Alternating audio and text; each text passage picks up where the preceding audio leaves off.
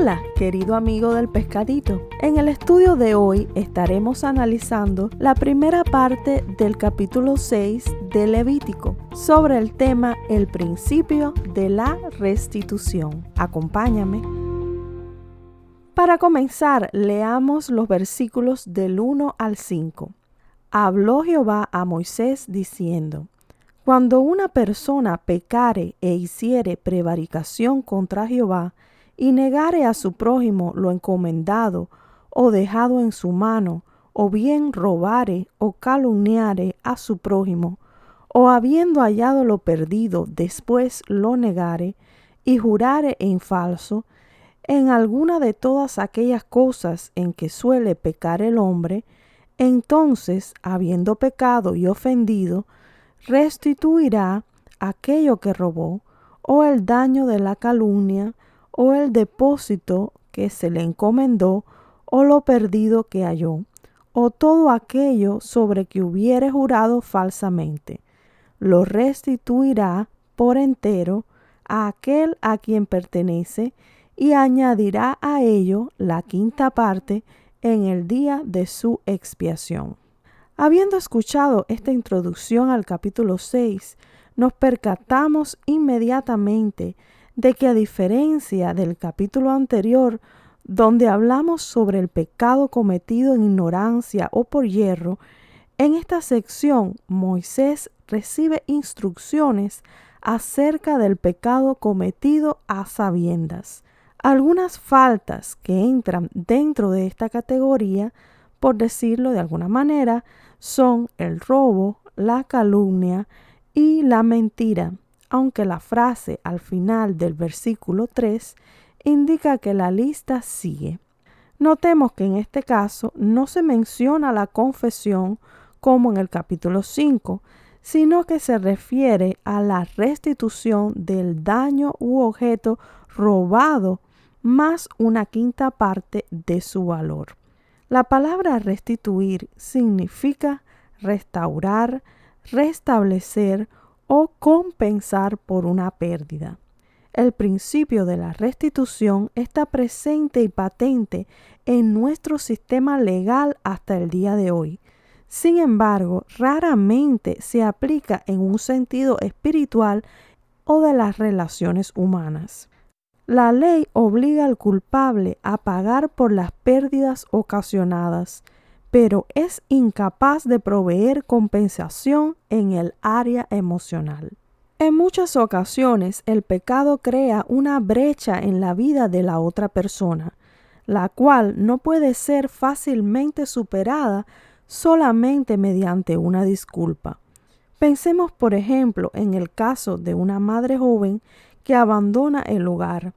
Aún se nos hace difícil imaginar una manera de compensar a esta familia por el dolor ocasionado. Si la misma persona regresara años más tarde para tratar de recuperar el amor de sus hijos, entonces, ¿qué crees que encontraría? Seguramente una gran cantidad de daño emocional que no ha sido restituido. Dicho de otra manera, la Biblia nos enseña que donde hay daños, debe haber restitución. Uno de los ejemplos más hermosos de restitución se encuentra en el Evangelio de Lucas, en el capítulo 15, versos del 11 al 32, donde leemos la conocida parábola del hijo pródigo.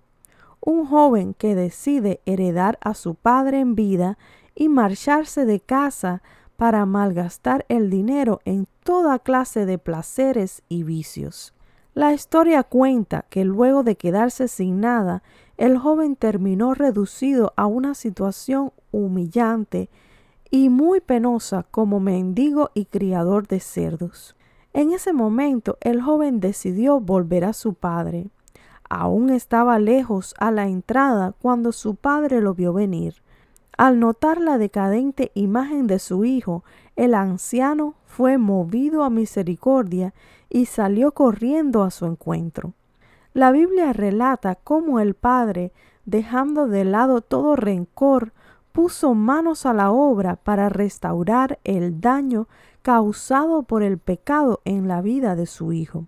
Por ejemplo, notamos en el pasaje que el padre abrazó y besó a su hijo al encontrarlo en el camino. El padre mandó a vestir y calzar a su hijo con el mejor vestido disponible. En tercer lugar, el padre le devolvió el anillo de la familia. Y por último, hizo matar al becerro más gordo para él y lo recibió con una gran celebración.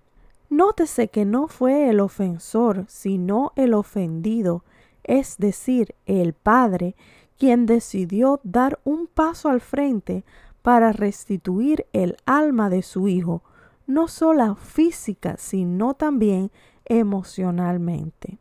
Esta parábola nos ayuda a comprender la posición de nuestro Padre Celestial con respecto al hombre pecador. Básicamente, Él sigue esperando el momento de correr hacia cada uno de nosotros, abrazarnos y restaurar el daño causado por el pecado. Ahora volvamos a los versículos 6 y 7 de Levítico capítulo 6, donde leemos que además de restituir a la otra persona y añadir una quinta parte sobre su valor, el culpable debía traer un sacrificio al Señor, y para expiación de su culpa traerá a Jehová un carnero sin defecto de los rebaños, conforme a tu estimación, y lo dará al sacerdote para la expiación. El sacerdote hará expiación por él delante de Jehová y obtendrá perdón de cualquiera de las cosas en que suele ofender. La ofrenda expiatoria por el pecado no era un sacrificio voluntario, sino obligatorio, a fin de que el culpable pudiera ser perdonado. Jesús murió en la cruz no solo para perdonarnos por nuestras ofensas, sino también para restaurarnos física, emocional y espiritualmente. Puede que algunos de nosotros nos sintamos profundamente heridos a causa de traumas y experiencias dolorosas en el pasado. La Biblia dice que Dios mismo enjugará toda lágrima de nuestros ojos y nos hará completos en Él. No deberíamos pasar por alto que esta restauración tuvo un precio de sangre, tal y como lo dice el libro de Primera de Corintios 6:20. Porque habéis sido comprados por precio, glorificad pues a Dios en vuestro cuerpo y en vuestro espíritu, los cuales son de Dios. Ya que hemos estado hablando acerca de la restitución, ¿qué dice el Nuevo Testamento sobre esta práctica dentro del pueblo cristiano? Leamos Gálatas 6:1.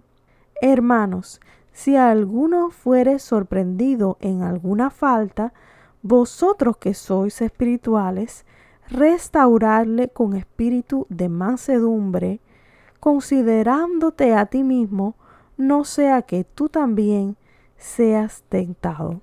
La palabra griega para restaurar aquí es catartizo y se utilizaba para describir el acto de poner en su lugar los huesos rotos o remendar las redes de pesca.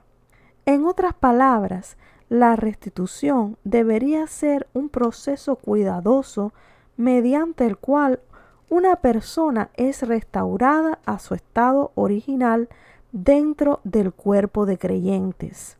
El apóstol Pablo resalta la importancia de tener un espíritu manso a fin de ejercer autoridad con amor, humildad y paciencia. Quizá la mejor manera de tratar con alguien que ha sido sorprendido en alguna falta es mostrando empatía y consideración, ya que todos nosotros estamos expuestos a las mismas tentaciones y somos vulnerables al pecado. Cristo nos dejó ejemplo para que seamos gente que restaura a otros, aun cuando no estemos en la posición del ofensor. Cuanto más, sabiendo que hemos ofendido a alguien, deberíamos estar dispuestos no solo a pedir perdón, sino también a restituir al otro por el daño causado. Cuando Zaqueo se encontró con Jesús, un detalle bastante oscuro de su vida salió a relucir. Zaqueo era un jefe de publicanos y se había enriquecido en el oficio de recaudación de impuestos para Roma. No en vano su mala reputación le precedía, sino que estaba acostumbrado a robar y a extorsionar a la gente común de su pueblo. Luego de que Jesús entrara en su casa ese día, no solamente él se arrepintió de su comportamiento deshonesto, sino que entendió la necesidad de restituir lo robado. Es por eso que leemos en Lucas 19:8. Entonces Zaqueo, puesto en pie, dijo al Señor: He aquí, Señor, la mitad de mis bienes doy a los pobres, y si en algo he defraudado a alguno, se lo devuelvo cuadruplicado. Al ver que su arrepentimiento era genuino, Jesús le respondió: Hoy ha venido la salvación a esta casa. Bueno, ya nos encontramos en el final del estudio de hoy. Si te ha gustado y te ha interesado este tema, quisiera pedirte que te suscribas a nuestro canal y que le des clic a la campanita para que no te pierdas ninguna de nuestras actualizaciones. De nuevo, muchas gracias por tu tiempo y que el Señor te bendiga. Recuerda que esto es Pescadito, un espacio donde crecemos juntos.